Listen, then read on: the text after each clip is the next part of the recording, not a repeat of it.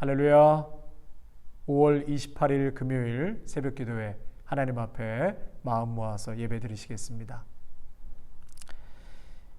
신실하신 하나님, 어제나 오늘이 한결같으신 주님, 오늘 새벽도 주님과 함께 일어나고 주님과 함께 걷습니다. 우리와 늘 함께 계심을 알고 믿기에 우리에게는 두려움이 없습니다. 하나님의 사랑은 변함이 없고 주님의 신실하심은 영원하시기에 우리에게는 감사와 찬양만이 있을 뿐입니다. 주님, 매일 새벽마다 주님의 말씀을 묵상하고 기도하는 것이 한없이 기쁨과 행복이 넘칩니다. 말씀을 들을 때에 마음에 감동이 몰려오고 주님께 기도할 때에 하나님의 인도하심과 마음이 느껴져 감사함이 가득한 저희 모두가 되게 하옵소서. 오늘도 우리와 함께 하시는 전능하신 하나님, 우리의 마음을 살피시는 주님을 찬양합니다. 오 주님, 오늘 하루도 오직 주님께 의탁하오니 우리 귀한 믿음의 성도들 발걸음마다 복되게 하여 주시고 만나는 사람마다 하나님의 인도하심 가운데 만나게 하여 주셔서 모든 삶에 하나님의 은혜가 가득가득하게 하옵소서.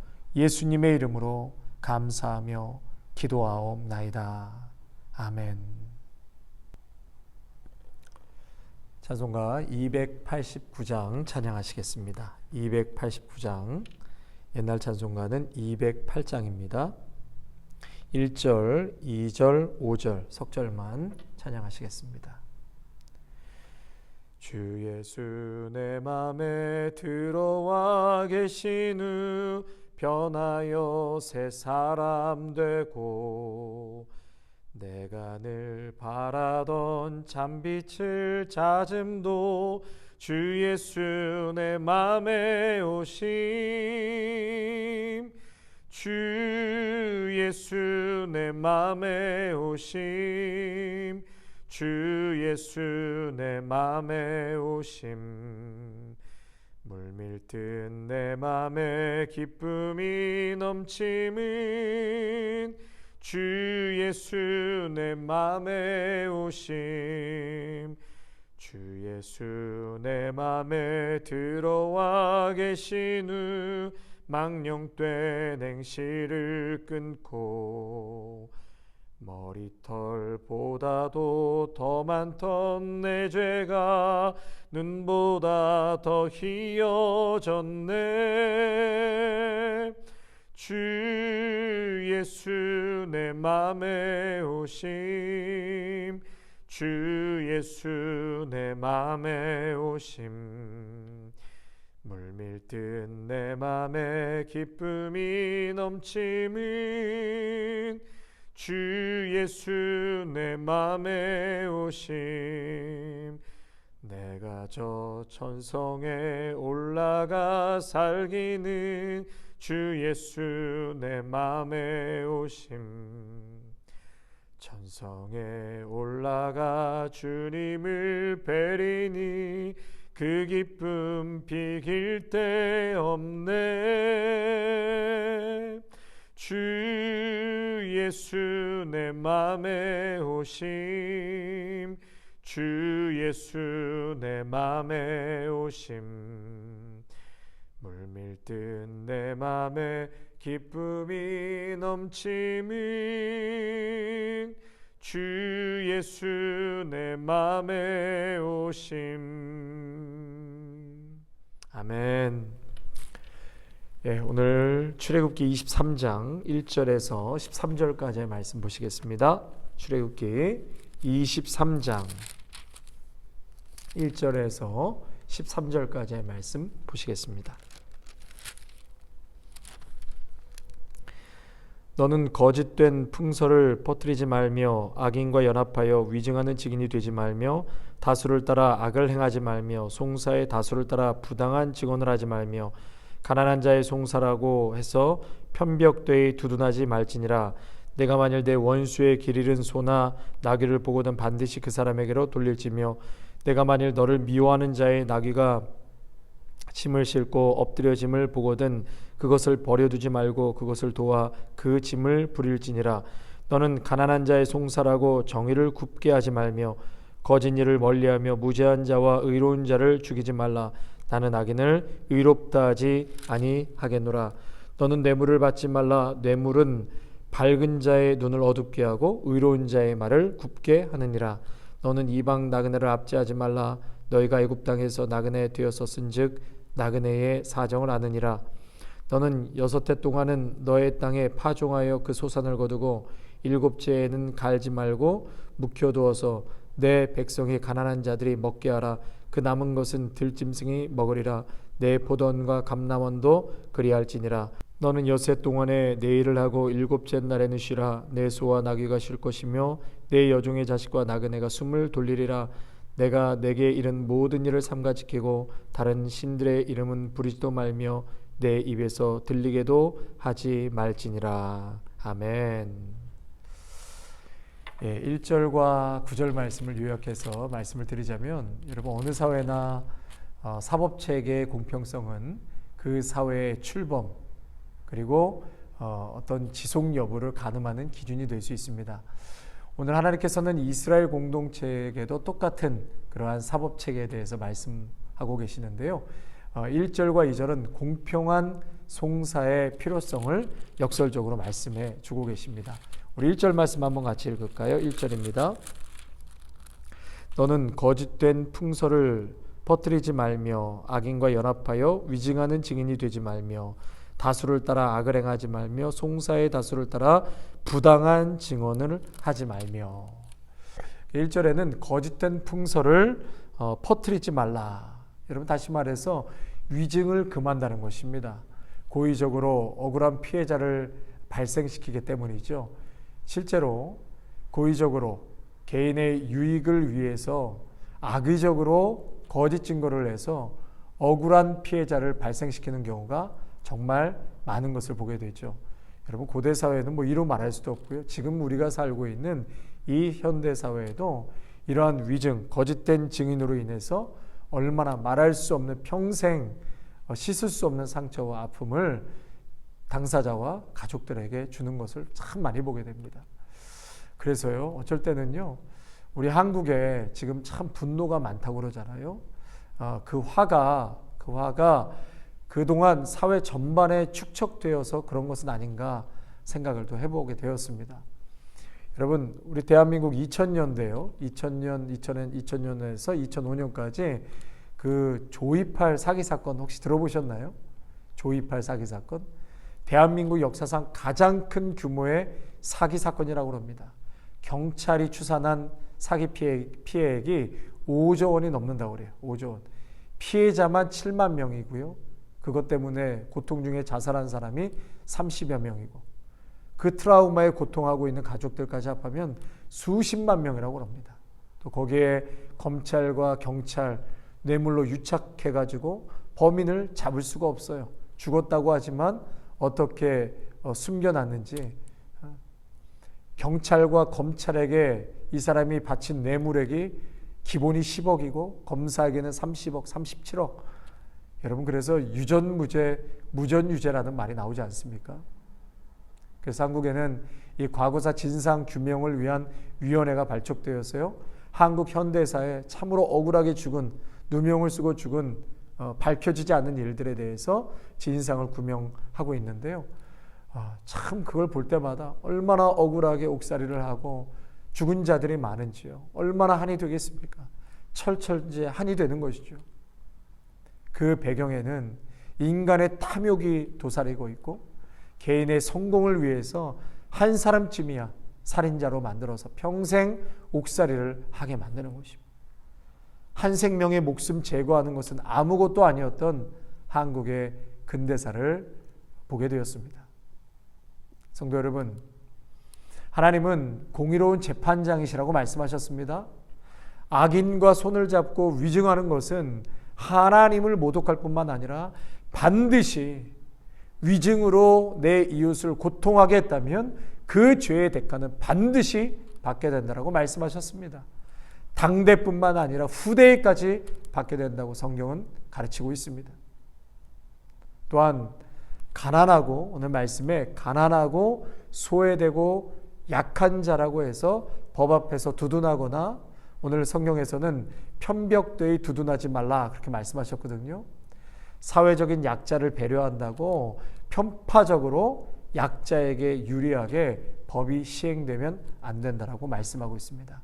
3절에 뭐라고 말씀하시냐면 편벽되이 두둔하지 말라. 이것을 우리말 성경에서는 또한 가난한 사람들이라고 해서 편드는 일도 없도록 하여라 그렇게 말씀하고 있습니다. 또 계속해서 4절과 5절에서는 원수의 짐승이 길을 잃었을 때, 여러분 원수의 짐승이 지금 길을 잃었어요. 그러면 어떤 마음이 들까요? 아이 쌤통이다, 이런 마음 들 수 있지 않습니까? 또 원수의 나귀가 넘어져서 짐이 땅에 떨어졌을 때 모른 체 하고 지나갈 수 있겠지만 그렇게 하지 말라고 말씀하시죠. 모른 체 하고 지나가지 말라. 원수의 짐승이라도 길을 잃었을 때 주인에게 돌려보내야 하고 떨어진 짐은 함께 도와줘야 된다. 그러면서 공경에 처한 원수나 적을 도와주라고 말씀하고 있습니다. 여러분, 네 이웃을 내 몸같이 사랑하라. 이것 또한 우리의 힘으로 할 수 없지요. 매일매일 성령의 충만한 은혜를 받음으로 우리가 알 수 없는 하나님의 그 명령과 사랑을 우리 이웃들에게 나눌 수 있는 그런 그 말씀에 열매 맺을 수 있는 우리 귀한 믿음의 성도님들이 되시기를 축복합니다. 그래서 이스라엘의 그 공동체는 하나님과 언약을 맺은 공동체라고 말씀드렸습니다. 하나님과의 언약을 맺은 공동체는 결국 화해와 샬롬을 실천해야 한다고 그랬어요. 화해와 샬롬을 실천함으로 그 사회에 공평과 정의를 실현하는 사회를 지향해야 한다라고 말씀하고 있는 것입니다. 또 계속해서 오늘 본문에 뇌물에 관해서 말씀하시거든요. 뇌물. 그래서 뇌물을 받은 자는 밝은 자의 눈을 어둡게 하고 의로운 자의 말을 굽게 왜곡되게 이제 한다는 것이에요. 그래서 뇌물은 받지 말라. 여러분, 뇌물과 선물의 차이가 뭐죠? 선물은 아무 대가 없이 정말 순수하게 진실하게 주는 것이 선물입니다. 그러나 뇌물은 대가를 바라고 주는 것이 뇌물이죠. 그러므로 성도 여러분, 하나님께서는 우리가 속해 있는 사회와 공동체 그리고 비즈니스에서 정직하게 일하시기를 원하고 계십니다. 교회 다니고 예수님 믿는다고 하면서 내가 일하는 일터, 비즈니스에 불법, 편법 아무렇지도 않게 그렇게 비즈니스 오고 간다면 그것은 예수님을 믿는다고 말할 수 없습니다.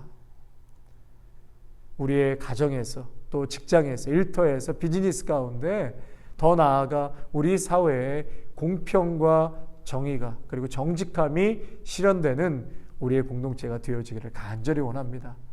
공평한 송사가 이루어지고 정의로운 사회, 정직한 직장과 비즈니스가 수립되어 갈 수 있도록 우리 믿음의 성도님들 오늘도 용기를 내시고 믿음의 결단으로 나와 연관된 모든 것에 그렇게 하나님의 정직함과 또 정의로움을 이루어가시기를 축복합니다. 또 하나님은요, 이방 나그네를 압제하지 말라고 명령하셨습니다. 너희들이 이방 나그네를 압제하면 안 된다. 왜? 너희들이 애굽에서 종되었던 것을 기억하라는 것이죠. 그들이 애굽에서 종살이할 때 그들이 부르짖었던 것처럼 너희들이 압제하는 그들도 똑같이 나에게 부르짖을 것이다. 그러므로 하나님께서는 오늘도 억압받는 자들의 부르짖음에 응답하기 때문에 너희들은 절대로 너희들보다 약한 자들을 그 땅에서 억압하지 마라. 억압하지 마라. 한마디로 말해서 어려웠던 시절 기억하라는 거죠. 배고팠던 시절 기억하라는 것입니다. 그래서 다른 사람을 억압하거나 억울하게 해서는 안 된다라고 말씀하십니다. 자, 마지막으로 이스라엘 백성에게 안식일과 안식년을 지키라고 말씀하시죠. 안식일과 안식년. 여러분, 그 이면에는 약자들의 배려가 담겨 있습니다. 우리가 십계명에도 안식일을 기억하여 거룩히 지키라고 말씀하셨어요. 여러분, 안식일은 하나님을 만나고 하나님을 예배하는 날이죠. 그래서 그리스도인들에게는 생명과 같은 것이 바로 주일 예배입니다. 우리가 안식일을 지키는 것은 우리의 삶의 최우선순위를 두며 살아가시기를 바랍니다.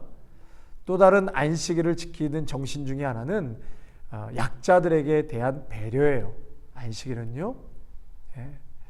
우리가 하나님을 만나고 예배하면서 동시에 그날은 노동자들도 좀 쉬어가야 한다는 것이죠. 쉬어가야 한다. 소와 나귀도 짐승도 쉼을 가져야 한다는 것입니다. 여러분, 그렇지 않으면 사람이 이 땅 가운데 어떻게 바르게 사람답게 살아갈 수가 있겠습니까? 어떻게 쉬지 않고 매일매일 일하면서만 살 수가 있겠습니까? 하루 종일 일주일 내내 1년 365일 일만 하면 여러분, 그 인간의 존엄성, 하나님이 인간을 사랑하고 인간에게도 쉼을 주는 그러한 하나님의 그 사랑의 법칙에서 완전히 벗어나는 것이죠. 그래서 안식일에는 종과 나그네들도 쉬게 하라. 그것이 바로 하나님의 사랑인 것입니다. 또 7년마다 안식년을 지키라. 7년마다 안식년. 그 안식년에는 그 땅의 그 주인, 땅의 주인이 주장할 수 없다는 거예요. 자신의 소유권이라고. 그래서 땅을 묵혀둠으로 인해서 그 땅에서 자연스럽게 나는 열매들은 가난한 자들과 들짐승들이 먹을 수 있도록 하나님께서 규정하셨습니다. 그래서 하나님은 하나님의 백성들이요, 믿음의 성도들이 이 땅 가운데서 가난한 자와 또 노동자들을 배려하라고 말씀하십니다. 비즈니스의 오너십이라면 직원들을 잘 배려하시기를 바랍니다. 하나님이 베푸신 모든 것을 나누며 함께 살아가는 사회를 만들라고 말씀하시죠. 이것이 바로 하나님의 뜻입니다. 야고보서 1장 27절에 보면 하나님 아버지 앞에서 정결하고 더러움이 없는 경건은 고아와 과부를 그 환난 중에서 돌보고 또 자기를 지켜 새 속에 물들지 아니하는 것이다 라고 말씀하셨습니다. 사랑하는 성도 여러분, 우리에게 진정한 거룩과 경건은 고아와 과부를 환난 중에서 돌보는 것이고 또 내 심령을 말씀으로 잘 지켜 새 속에 물들지 않는 것이라고 말씀하셨습니다. 여러분, 배는 바다 위에 떠 있어야 배이죠. 그 배 안에 바닷물이 들어오면 침몰하게 되는 것입니다. 비록 우리의 배는 새 속에 이 땅 위에 떠 있지만 그곳에서 하나님의 말씀을 잘 지킴으로 항상 이 세상 가운데 침몰하지 않고 우뚝 떠서 하나님이 원하시고 인도하시는 그 항해를 끝까지 해나갈 수 있는 귀한 믿음의 성도님들이 되시기를 축원합니다. 기도하고 마치겠습니다. 하나님 아버지, 하나님은 정말 사랑의 하나님이시요 오늘도 정의와 공의를 이루시는 하나님이신 것을 다시 한번 깨닫게 되었습니다. 우리가 살아가는 이 사회와 또 공동체에 하나님께서 말씀하시는 이 귀한 정의가, 바른 정의가 잘 세워질 수 있기를 간절히 원합니다. 그러기 위해서는 우리의 심령이 성령으로 충만케 하여 주시고 하나님의 법도와 규례에 따라 순종하며 살아갈 수 있도록 역사하여 주시옵소서. 우리는 너무나 교만하여서 시간이 지나면 하나님께서 베풀어 주신 놀라운 기적과 은혜를 잊어버리고 망각하는 자임을 보게 됩니다.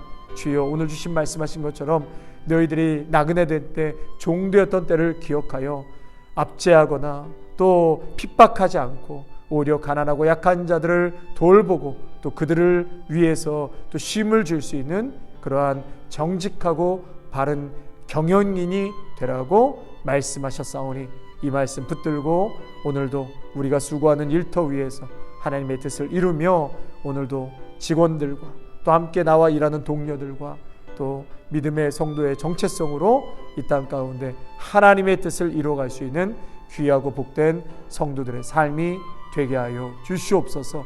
오늘 하루도 우리 성도들의 발걸음을 축복하여 주시고 가는 곳마다 복되게 하여 주시고 힘을 내게 하여 주시고 오늘도 하나님께서 불기둥과 구름기둥으로 절대적으로 나를 이끌고 계시다라는 분명한 믿음과 확신 속에서 담대하게 살아가게 하옵소서.